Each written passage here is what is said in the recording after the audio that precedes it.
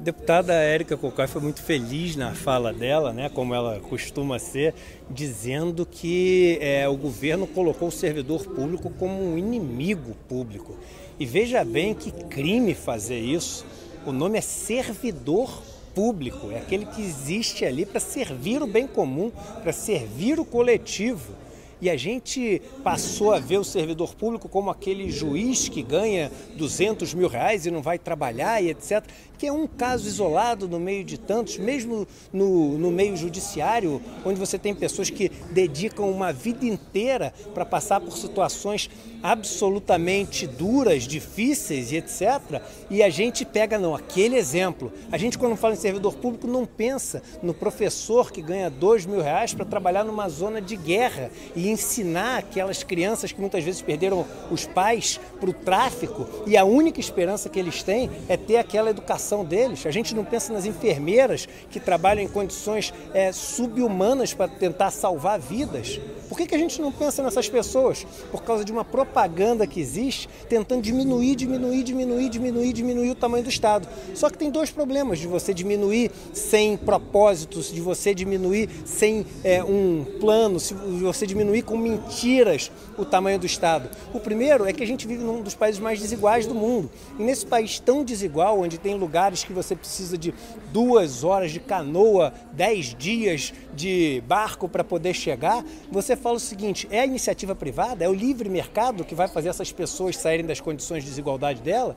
É o livre mercado que vai entrar para dar saneamento, educação e saúde para as pessoas mais pobres? E quando for dar, será que vai dar dando para elas uma independência na vida delas, ou vai só criar amarras para elas ficarem cada vez mais dependentes, como os bancos fazem através dos juros, por exemplo?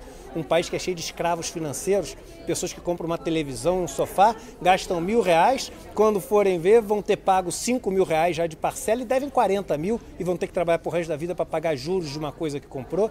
É nessa iniciativa privada que a gente vai confiar o futuro do país mais desigual do mundo? Então esse é o primeiro grande problema. E o segundo é o seguinte: a arrecadação vai continuar sendo a mesma. E aí o seguinte, o dinheiro vai entrar no governo. Já que não sai mais para tudo isso que a gente está cortando, a pergunta deve ser: vai para onde? Alguns vão falar: vai para os investimentos. Será que vai? Pesquisa bem se vai. Ou vê se ele não vai para os juros da dívida brasileira.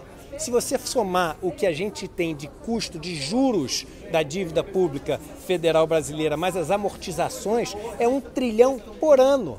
Porque não é só os juros, é o quanto você tem que pagar de dívida que está vencendo. 1 trilhão por ano, que vai parar na mão de pessoas muito ricas, e essas pessoas muito ricas fazem o que com esse dinheiro? Compram mais dívida, para aumentar essa bola de neve e fazer com que esse sistema cada vez sugue mais o dinheiro, que principalmente vem dos impostos pagos pelos pobres, que são os impostos sobre consumo no Brasil.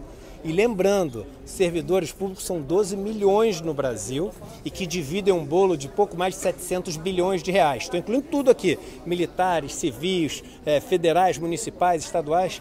Eles dividem esse bolo de 700 bilhões, 12 milhões de pessoas. As 200 famílias mais ricas do Brasil, está na Forbes, na última edição, elas no ano passado aumentaram a fortuna em 230 bilhões de reais.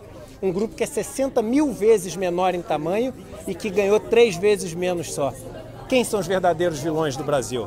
Então, ao invés de demonizar o serviço público, vamos voltar a acreditar que o serviço público pode fazer desse país verdadeiramente uma nação com oportunidades mais iguais. Cobrar sim eficiência, cobrar sim a modernidade do serviço público, cobrar sim o serviço de qualidade. As pessoas já são de muita qualidade, mesmo quem critica o serviço público fala nos relatórios que, olha, a qualidade deles é maior do que da iniciativa privada. Mas, além de cobrar tudo isso, vamos valorizar. Porque são eles aqueles que não têm as amarras do mercado, que tudo que tem que ser feito tem que ter a justificativa do lucro, que podem fazer desse país uma nação.